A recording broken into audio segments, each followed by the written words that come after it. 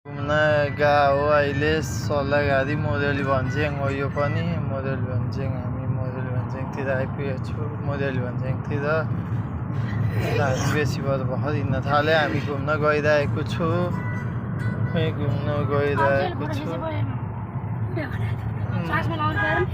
ल हामी चाहिँ गइरहेको छु घुम्न। अहिले हामी